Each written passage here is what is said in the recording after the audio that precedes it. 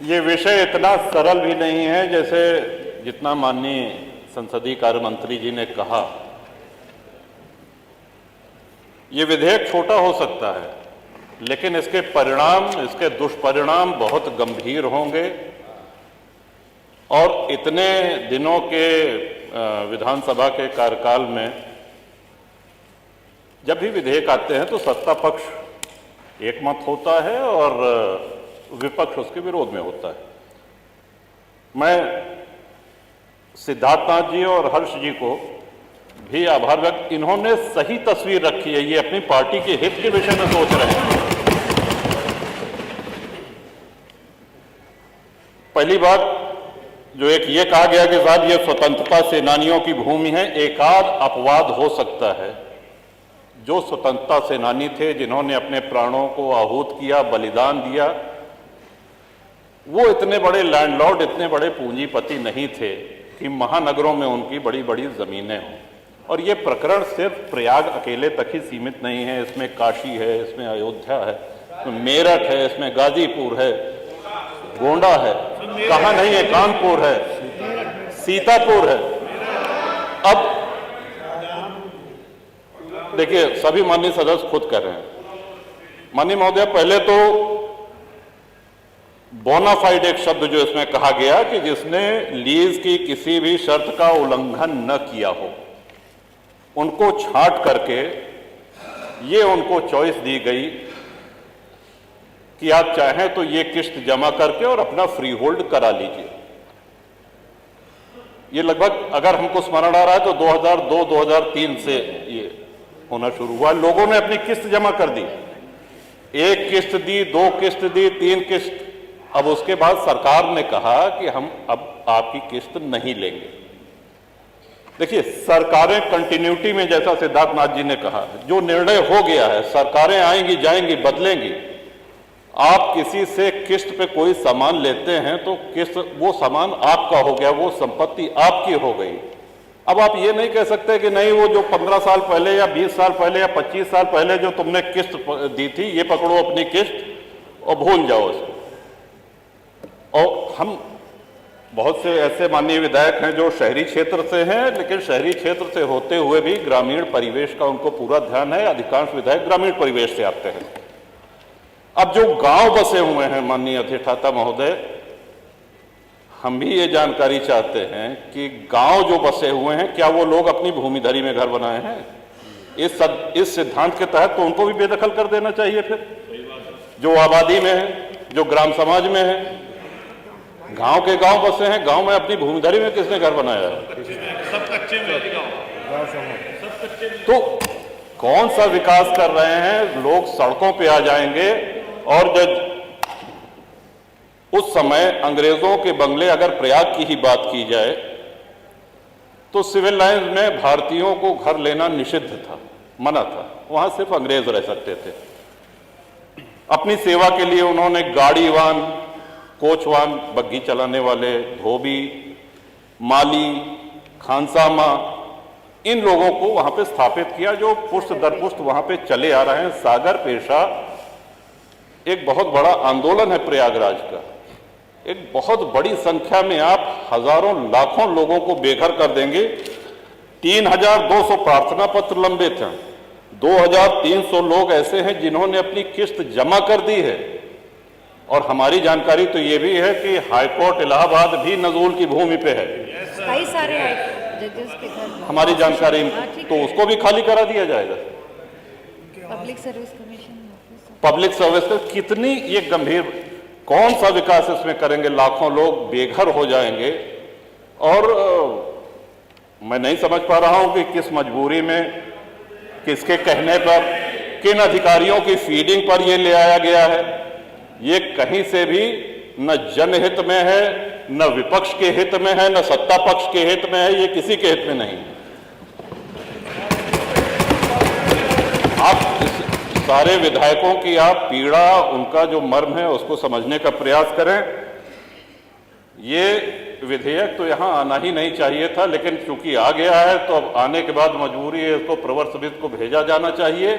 और साथ ही साथ जिन लोगों की किस्त जमा है, सौदा हो गया तो हो गया, किस्त आपने तय करी, किस्त की रकम सरकार ने तय करी है। अब जब 2 किस्त 3 किस्त दे दिया, अब आप कह रहे हैं कि नहीं हम नहीं लेंगे, तो ये नहीं होगा, होना नहीं चाहिए, न्याय संगत नहीं है। और जिनकी लीज एक्सपायर हो गई है, जब अंग्रेज लीज रिन्यू कर सकते थे, तो क्या हमारे स्वतंत्र भारत में एक लोक हितकारी सरकार क्या लीज रिन्यू करके उनको वहां बसाए रखने की जिम्मेदारी सरकार की नहीं है? सबको बेघर करके भगा देंगे? कौन सा विकास हो रहा है? उनके पुनर्वास के लिए, उनको पुनर्बसाने के लिए कोई इसमें उल्लेख नहीं। गोलमोल भाषा में कहा गया है कि यदि सरकार करना चाहे तो करे। इसमें महोदय बहुत बड़ी क्रांति हो जाएगी, लोग सड़कों पे आ जाएंगे, हाहाकार हो जाएगा पूरे प्रदेश में। ये विषय बहुत ही जटिल है, बहुत ही संवेदनशील है।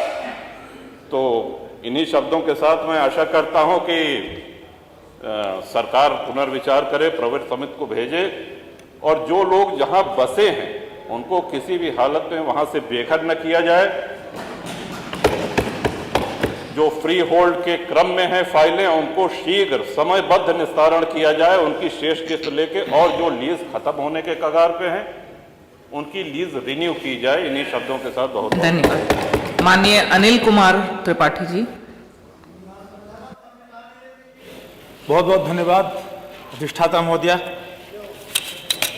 ये जो नजूल भूमि के प्रबंध के संबंध में कानून आया है, इस कानून के बारे में अभी चर्चा हुई। हमारे सत्ता पक्ष के भी कई विधायकगण ने और राजा भैया ने, इन लोगों ने जो बातें कही हैं, ये निश्चित रूप से आम आदमी की पीड़ा और हमारी सरकार के प्रति संवेदना है, जिस कारण से ये बातें आ रही हैं। वर्ष 1996 में जब भारतीय जनता पार्टी की ही सरकार थी, कल्याण सिंह जी ने ये कानून बनाया था फ्री होल्ड करने का।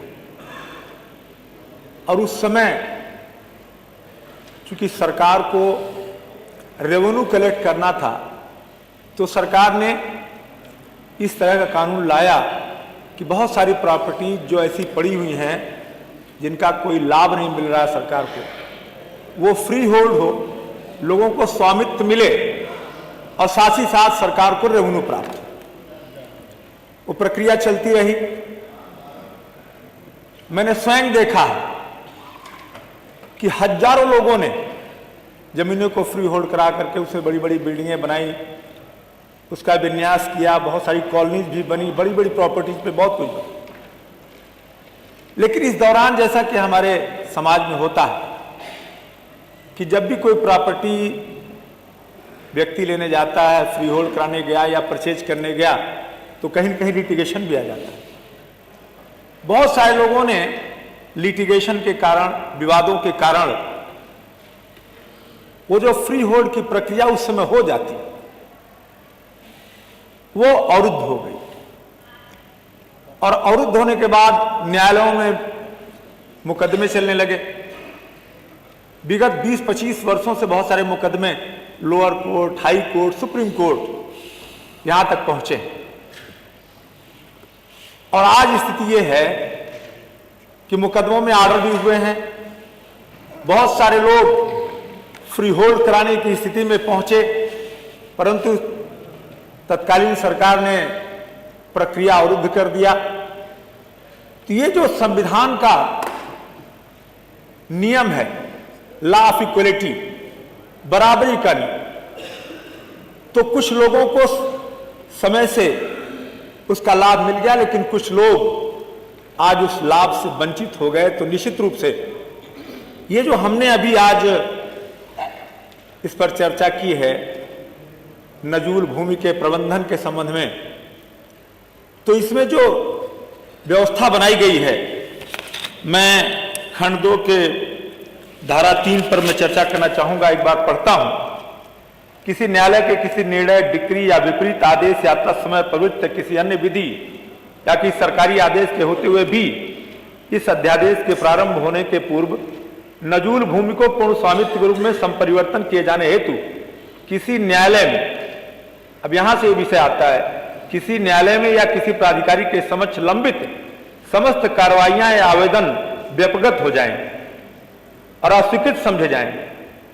मतलब ये हुआ कि जिस किसी न्यायालय में भी अगर वो पेंडिंग है तो वह सब समाप्त हो जाएगा और फिर यही कानून लागू होगा। और आगे लिखा है कि संबंध में कोई धनराशि यदि जमा की गई है तो ऐसे जमा किए गए जाने के दिनांक से उसे भारतीय स्टेट बैंक की marginal cast of funds based lending rate ब्याज दर पर आगणित करते हुए धनराशि वापस कर दी जाएगी। निश्चित रूप से एक जन कल्याणकारी सरकार अगर इस तरह के योजना पर काम करती है तो निश्चित रूप से वो अनुचित है और इसमें मैं अपनी सरकार से आग्रह करूंगा कि इसमें सुधार किया जाए, क्योंकि आम आदमी भी इस कानून को अगर पढ़ेगा देखेगा तो ऐसी सरकार जो हमारी सरकार ने आज तक पिछले 7 वर्षों में जनता के हितों को ध्यान रख करके हर कदम उठाया है, सिर्फ इसी एक विषय पर हमारी सरकार कटघरे में खड़ी हो सकती है। इसलिए मैं चाहूंगा कि इसमें संशोधन किया जाए और अब इसको प्रवर समिति को भेजा जाए और उसके द्वारा एक विधिवत विचार विमर्श करने के बाद इस पर निर्णय लिया जाए तो मैं समझता हूं कि हमारी सरकार के द्वारा बेहतर कार्य हो पाएगा। धन्यवाद। यही मेरा मत। धन्यवाद। माननीय आराधना जी। महोदय, ये महत्वपूर्ण विषय है, महत्वपूर्ण बिल है और लगभग सारी बातें सभी सदस्यों ने जो कही, पक्ष के भी और विपक्ष के सभी सदस्यों ने, आदरणीय राजा भैया जी ने भी जो बात कही, मैं उसमें सिर्फ 2 बातें जोड़ना चाहती हूँ। माननीय अधिष्ठाता महोदय, माननीय संसदीय कार्य मंत्री जी हमेशा लॉ ऑफ नेचुरल जस्टिस की बात करते हैं और सही बात है, कानून सबके लिए एक होता है। मैं जानना